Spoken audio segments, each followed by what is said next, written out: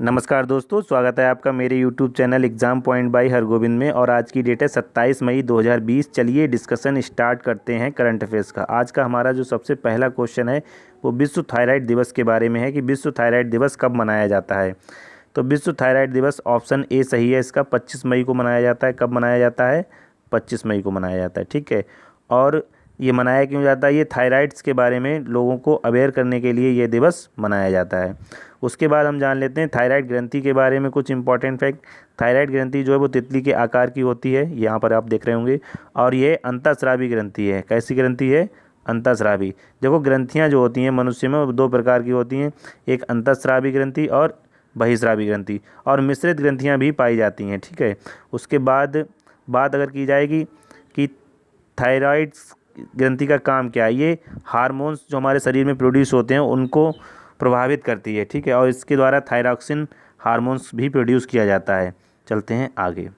अगला क्वेश्चन हमारा क्या है? हाल ही में ICMR ने कोविड-19 से निपटने के लिए कौन सी चाय का सेवन करने की सलाह दी है। तो इस क्वेश्चन का जो ऑप्शन है, ऑप्शन बी सही है। कांगड़ा चाय की सेवन की ICMR ने मतलब सलाह दी है कि अगर कांगड़ा चाय का सेवन किया जाता है तो इम्यून पावर में इजाफा होगा, और इम्यून पावर जब बढ़ेगी तो कोविड-19 से ग्रसित होने का जो खतरा है वो कम हो जाएगा, ठीक है। यहाँ पर आप कांगड़ा चाय के बारे में डिस्कशन देख सकते हैं। ये कांगड़ा चाय है, ये इमेज में आप देख रहे हैं। उसके बाद ये हिमाचल प्रदेश के कांगड़ा ज़िले में उत्पादित की जाती है। देखो, कांगड़ा क्या है? कांगड़ा जो है हिमाचल में एक ज़िला है, ठीक है। कांगड़ा हिमाचल में एक ज़िला है, और इस चाय को 2005 में GI टैग मिला है। इंपॉर्टेंट फैक्ट है, ठीक है। मैच द फॉलोइंग में आ सकता है कांगड़ा चाय और आगे स्टेट का नाम, तो हिमाचल प्रदेश और GI टैग मिला हुआ है इसे, ये आपको याद रखना है। चलते हैं आगे। आगे क्या है? हाल ही में किस संगठन ने कोविड-19 से निपटने के लिए ह्यूमन चैलेंज ट्रायल अपनाया? यहाँ पर ये मिस्टेक हो गई, यहाँ पर कोविड होगा, ठीक है। कोविड-19 से निपटने के लिए ह्यूमन चैलेंज ट्रायल अपनाया है, तो ऑप्शन इसका ए सही है। विश्व स्वास्थ्य संगठन ने यानी WHO के द्वारा ह्यूमन चैलेंज ट्रायल अपनाया गया है। ये वॉलेंटरी बेसिस होता है। इसमें होता क्या है, जो भी वॉलेंटियर WHO के साथ मिलकर इस ट्रायल में शामिल हो सकते हैं। जैसे इसको हम कह सकते हैं वैक्सीन का जो ट्रायल है वो स्वैच्छिक होता है, मतलब कोई भी व्यक्ति इस प्रोग्राम के तहत अपने आप को रजिस्टर कर सकता है और वैक्सीन का ट्रायल करवा सकता है। यहाँ पर आप देख रहे होंगे अभी हाल में 8 उम्मीदवारों के लिए इस परीक्षण के लिए चुना गया है। और इसका लाभ क्या होता है? इसका लाभ ये होता है कि जो टेस्टिंग है वो तेज़ हो जाती है, यानी वैक्सीन की जो टेस्टिंग है वो तेज़ हो जाती है, जिससे कि लोग आते हैं अपने आप स्वैच्छिक रूप से। तो और ह्यूमन चैलेंज ट्रायल का ये कॉन्सेप्ट नया नहीं है, इससे पहले मलेरिया के लिए भी इस प्रकार के परीक्षण किए जा चुके हैं। चलते हैं आगे। अगला क्वेश्चन हमारा क्या है? हाल ही में किसने बर्फ़ से उच्च ऊर्जा कणों का पता लगाया है? इंपॉर्टेंट क्वेश्चन है। तो नासा के द्वारा हाल ही में बर्फ़ से निकलने वाले उच्च ऊर्जा कणों का पता लगाया गया है। और कहाँ पर लगाया गया है? यहाँ पर आप देख सकते हैं अंटार्कटिक क्षेत्र में, ठीक है। यहाँ पर लिखा हुआ है कि अंटार्कटिक क्षेत्र में पता लगाया है नासा ने। और किसके द्वारा लगाया गया है? एंटिया एक उसका प्रोग्राम है, उसके द्वारा। यह हाई एनर्जी कॉस्मिक न्यूट्रिनो है एंटिया, जो कि रेडियो पल्सेस का पता लगाता है। और अंटार्कटिक में जो बर्फ़ की चादर से उत्पन्न होने वाले न्यूट्रिनो हैं और रेडियो पल्सेस हैं, उनको ये पता करता है, ठीक है। उसके बाद देखते हैं अगला क्वेश्चन क्या है। हाल ही में हाना किमुरा का निधन हो गया है, वह किस खेल से संबंधित हैं? हाना किमुरा का जो निधन हुआ है हाल ही में, वह किस खेल से संबंधित हैं? तो ऑप्शन है कुश्ती, यानी यह एक पहलवान थी। यहाँ पर आप देख सकते हैं, यह है हाना किमुरा की इमेज। जापानी पेशेवर महिला पहलवान थी ये, ठीक है। इनका हाल ही में निधन हो गया है। ये हाना किमुरा का नाम अगर आपके मन में आएगा तो आपको पता होना चाहिए ये जापान की हैं और महिला पहलवान थी। इनका हाल ही में अभी निधन हो गया है। चलते हैं आगे। अगला क्वेश्चन क्या है? कौन सा राज्य स्थानिक खतरे वालों फूलों के संरक्षण की रिपोर्ट जारी करने वाला पहला राज्य बन गया है? देखो, स्थानिक का मतलब होता है इंडिजीनियस, यानी कौन से ऐसे इंडिजीनियस फूल हैं जिनके खतरे से बचाने के लिए कौन सा राज्य उनको संरक्षण का काम करेगा, ठीक है, और रिपोर्ट जारी करेगा। तो इस क्वेश्चन का जो आंसर है वो उत्तराखंड सही है, यानी ऑप्शन डी सही हो जाता है। उत्तराखंड की राजधानी क्या है? उत्तराखंड की राजधानी है देहरादून। और उत्तराखंड की दूसरी राजधानी कौन सी है? ग्रीष्मकालीन राजधानी जो अभी हाल ही में अनाउंस की गई है वो है गैरसैंण। कौन सी है? गैरसैंण में उत्तराखंड की दूसरी राजधानी बनाई जाएगी ग्रीष्मकालीन। ठीक है, उत्तराखंड के मुख्यमंत्री कौन है? त्रिवेंद्र सिंह रावत। उत्तराखंड के कुछ प्रमुख नेशनल पार्क को हम जल्दी से देख लेते हैं। यहाँ पर आप देख रहे होंगे, ये है वैली ऑफ फ्लावर यानी फूलों की घाटी, जो है वो कहाँ है? उत्तराखंड में है। उसके बाद में आप नंदा देवी नेशनल पार्क भी उत्तराखंड में है। उसके बाद जिम कॉर्बेट नेशनल पार्क भी उत्तराखंड में है। राजा जी नेशनल पार्क उत्तराखंड में है।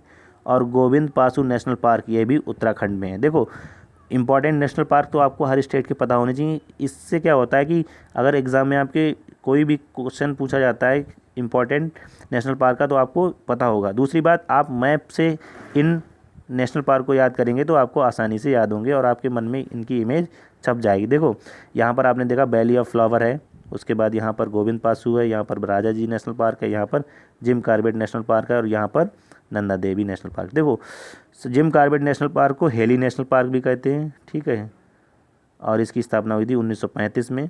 भारत का ये प्रथम नेशनल पार्क था, हेली नेशनल पार्क। ठीक है, चलते हैं आगे।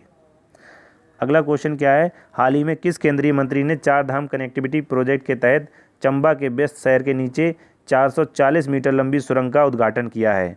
तो इस क्वेश्चन का ऑप्शन सी सही है। नितिन गडकरी के द्वारा यह चंबा के व्यस्त शहर के नीचे 400 मीटर की लंबी सुरंग का उद्घाटन किया गया, जिससे कि 4 धाम कनेक्टिविटी को बूस्ट किया जा सके। इस 4 धाम कनेक्टिविटी प्रोजेक्ट के तहत किया गया इसको। आपको कमेंट बॉक्स में 4 धाम में जो भी शहर आते हैं उनको बताना है कमेंट बॉक्स में। चलते हैं आगे। अगला क्वेश्चन क्या है? हाल ही में किस देश की नौसेना ने विमान मध्य उड़ान को नष्ट करने के लिए पहले ठोस राज्य लेजर हथियार प्रणाली का सफलतापूर्वक परीक्षण किया है? तो इस क्वेश्चन का जो ऑप्शन डी सही है। अमेरिका के द्वारा हाल ही में विमान को मिड उड़ान में ही मतलब उसको नष्ट करने के लिए ठोस लेजर प्रणाली विकसित कर ली है, तो अमेरिका इसका ऑप्शन सही है। ठीक है, चलते हैं अगले क्वेश्चन की ओर। अगला क्वेश्चन क्या है? कौन सा राज्य खेल को उद्योग का दर्जा देने वाला पहला राज्य बन गया है? तो इस क्वेश्चन का जो आंसर है हमारा मिज़ोरम है। मिज़ोरम ने हाल ही में खेल को उद्योग का दर्जा दिया यानी इंडस्ट्री का दर्जा दिया है। तो मिज़ोरम के बारे में कुछ इंपॉर्टेंट फैक्ट देख लेते हैं। मिज़ोरम की राजधानी है आइजोल, यहाँ पर आप देख रहे होंगे। उसके बाद मिज़ोरम के जो मुख्यमंत्री हैं जोरामथंगा हैं और राज्यपाल हैं PS श्रीधरन पिल्लई। ठीक है, मिज़ोरम ने ही हाल ही में खेल को इंडस्ट्री का दर्जा दिया है। यहाँ पर आप देख सकते हैं मिज़ोरम की जो सीमा है असम से टच होती है, त्रिपुरा से होती है और मणिपुर से होती है। यहाँ पर म्यांमार से होती है और बांग्लादेश से होती है।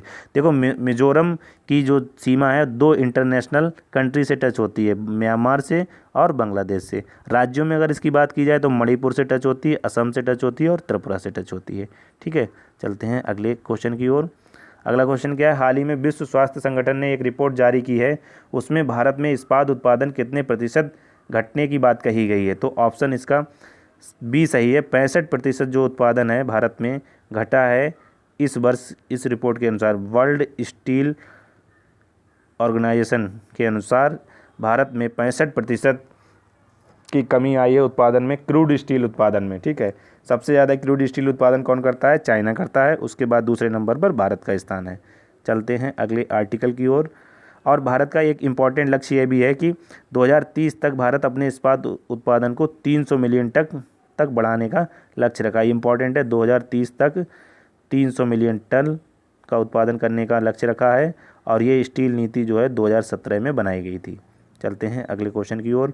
हाल ही में किस सेलिब्रिटी ने अपना ग्रूमिंग और personal care brand first launch किया है? इंपॉर्टेंट है, हाल ही में सलमान खान यानी ऑप्शन ए सही है। सलमान खान के द्वारा FRSH fresh personal care and brand launch किया गया है। इसमें क्या होगा? सैनिटाइज़र होंगे, हैंड वॉश होंगे, विभिन्न प्रकार के पर्सनल केयर ब्रांड इसमें शामिल किए जाएंगे। मतलब अपनी व्यक्तिगत केयर के लिए, जैसे पाउडर हो गया और जो भी मतलब कॉस्मेटिक सीरीज़ हैं और जो भी पर्सनल केयर टूल होते हैं उनको इसमें लॉन्च किया जाएगा। सलमान खान के द्वारा फर्स्ट लॉन्च किया गया। चलते हैं अगले आर्टिकल की ओर। हाल ही में किस देश ने कोरोना वायरस महामारी के बाद लगाए गए देशव्यापी आपातकाल को पूरी तरह से हटा लिया है? देखो, देशव्यापी आपातकाल किसने लगाया था? आपको पता होगा, जापान ने। हमने डिस्कस किया था, जापान के द्वारा लगाया गया था। तो जापान ने अब अपने देश से कम्प्लीटली आपातकाल को हटा दिया, यानी अब कोविड-19 के कारण जो आपातकाल लगाया गया था उसे हटा दिया गया है। ठीक है, जापान की राजधानी क्या है? जापान की राजधानी है टोक्यो और जापान के प्रधानमंत्री कौन है? Shinzo Abe. कौन है? Shinzo Abe. और जापान की मुद्रा क्या है? जापान की मुद्रा है येन। ठीक है, चलते हैं अगले क्वेश्चन की ओर। अगला क्वेश्चन हमारा क्या है? फोर्ब्स की रिपोर्ट के अनुसार कौन दुनिया की सबसे ज़्यादा कमाई करने वाली महिला एथलीट बन गई हैं? तो ऑप्शन डी सही है इसका, नाओमी ओसाका, जो कि जापान की हैं। इन्होंने सेरेना विलियम्स को पीछे छोड़ दिया है और अब ये फोर्ब्स के अकॉर्डिंग सबसे ज़्यादा पैसा कमाने वाली महिला एथलीट बन गई हैं। यहाँ पर आप ये तस्वीर देख सकते हैं नाओमी ओसाका की, और इन्होंने 37.4 मिलियन की कमाई की है। ठीक है, चलते हैं अगले क्वेश्चन की ओर। टेनिस खिलाड़ी जेमी हैम्पटन ने पेशेवर टेनिस से संन्यास की घोषणा की है और वह किस देश की हैं, संबंधित हैं, आपको ये बताना है। इस क्वेश्चन का जो आंसर है वो ऑप्शन बी सही है, अमेरिका की हैं पेशेवर जेमी हैम्पटन। इन्होंने अभी संन्यास लेने की घोषणा की है। यहाँ पर ये आप तस्वीर देख सकते हैं, जेमी हैम्पटन जो कि टेनिस खिलाड़ी हैं और इन्होंने अभी अपनी प्रोफेशनल टेनिस से इन्होंने संन्यास ले लिया है। ठीक है, तो आज की डिस्कशन में इतने ही क्वेश्चन इंपॉर्टेंट थे। अब देख लेते हैं कल की डिस्कशन पर आधारित क्वेश्चन जो हमने पूछा था, प्रधानमंत्री वय वंदना योजना का विस्तार कब तक के लिए किया गया है? तो इस क्वेश्चन का आंसर मार्च 2023 है। ठीक है, मार्च 2023 तक इसको एक्सटेंड किया गया है। उसके बाद आज का प्रश्न क्या है? हाल ही में किस राज्य की खोदुल पहल को संयुक्त राष्ट्र के द्वारा कोविड-19 की शीर्ष 10 पहलों में शामिल किया गया है? आपको कमेंट बॉक्स में बताना है। अगर आपको ये वीडियो अच्छी लगे तो लाइक शेयर और कमेंट करें और हमारे चैनल को सब्सक्राइब करें। Thank you for watching.